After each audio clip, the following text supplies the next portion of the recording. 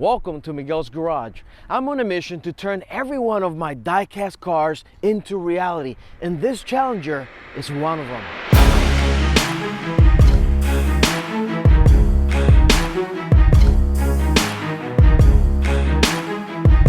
Yes, America, the Dodge Challenger. And I've already done a video on the Hellcat previously, and ever since I just been captivated by one of these muscle cars. This is probably the only muscle car, actually not probably, this is the only muscle car, modern muscle car that you should buy. The Camaro and the Mustangs are both sports cars, while this truly preserves the essence of a muscle car.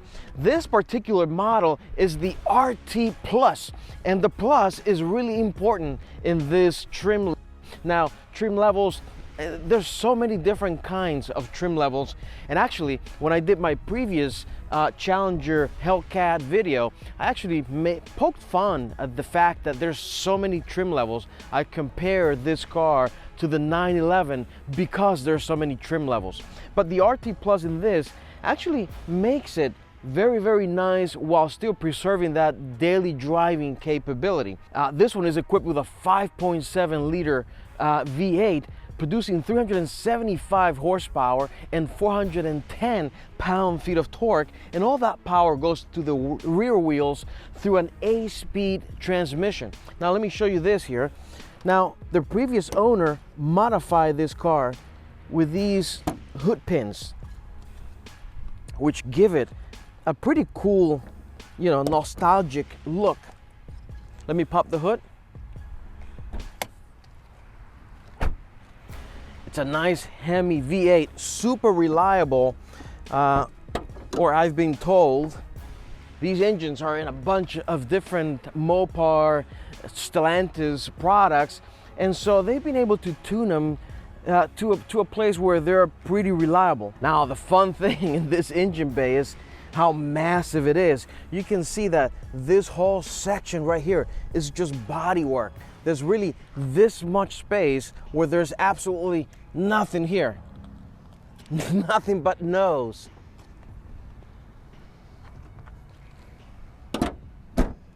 Now, right up front, you have the intake, the air intake right on the headlight right here. It's a pretty nice touch. The RT Plus also has with this hood scoop, which is a step below the Scat Pack. The Scat Pack has two ducts on the side. Another nice feature of the RT Plus package are the forged wheels and the big Brembo kit. Suspension is also tuned, and as you can see, it gives it a really nice stance.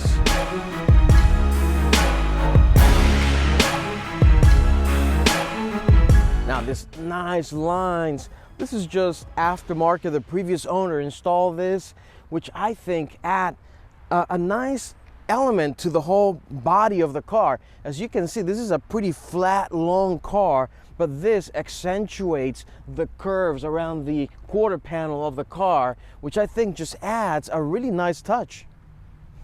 Around the back, it's pretty standard to most of the Challenger's trims, but it's a nice, really nice look. You have your backup camera right here, and the trunk is absolutely massive. Another nice feature that I like in the exterior of the car is the fuel cap right here. It's a throwback to the original, although these use cheap materials and operate a little bit different, but I think it adds a nice feature to the exterior of the car. Now follow me inside when I'm going to show you some of the really cool features that make this car a daily drivable car. One of the first features is the retractable steering column and seat. As soon as you get in here, you press your engine start-stop button right here, and you can see that it takes the seat right back up front to my last position, as well as the steering wheel. Now these seats are very comfortable. We'll talk a little bit more about them in a minute when we go driving, but in here you have ample room. Visibility is not really compromised except for the C-pillars out the back. That's a small corner. The screen, you have an 8.4 or an 8.7 inch screen with lots of features. Now also, the RT Plus package has the Sport and Super Track Pack installed, which allows you to have a lot more control for launch control and track usability.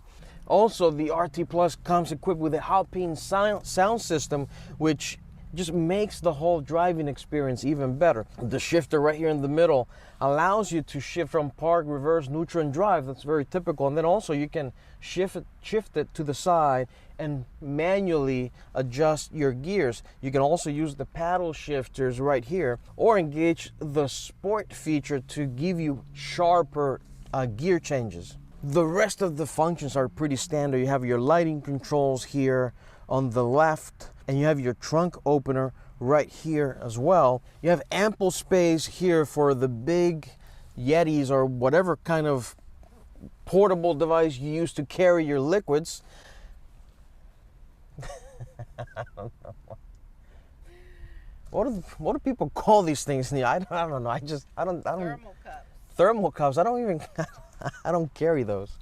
Your dash cluster is here right dead on center. It has that nice classic muscle car look, but also gives you a digital screen right in the middle to display a lot of the features like the speedometer, vehicle information, performance, fuel economy, and trip information.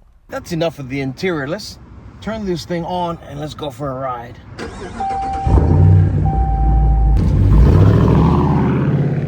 Now driving the Challenger, windows up so you can hear me better. So here's the thing.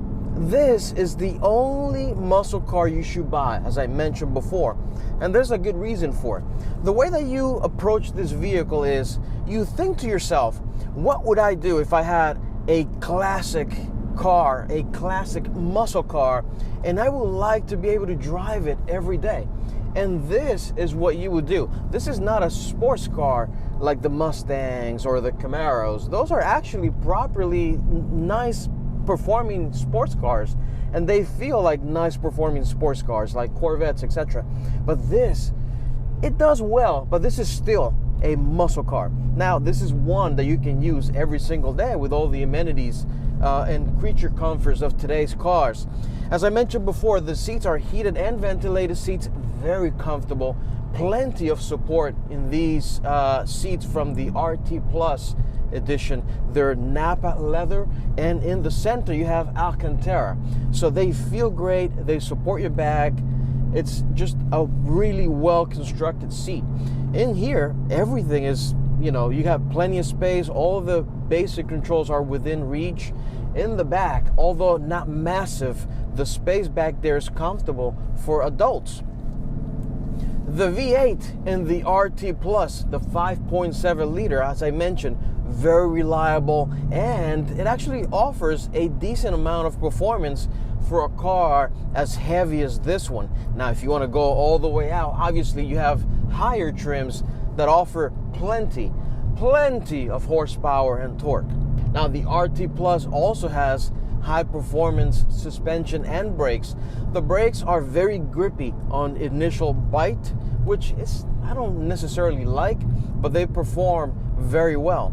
Now, having this car for a little while now, there are a few things that I'm not so thrilled about. One is actually, just the little basic things that most people aren't going to notice, but I do, such as the shifting of the transmission and the engine tuning is just not perfected. Some of the materials and the build quality is also, subpar. And certainly if you are driving over 50 miles an hour with the windows down, you're gonna feel your seatbelt constantly vibrating, shaking, and trying to pull you back. That's not very ideal. And the one thing that I like the least is, why haven't they made this into a convertible? That would have been great.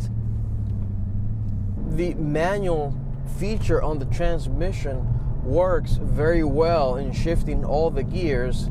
either up or down. It's a nice shifting transmission. And just in time, we do have a tunnel coming up. So perfect time to demonstrate this feature.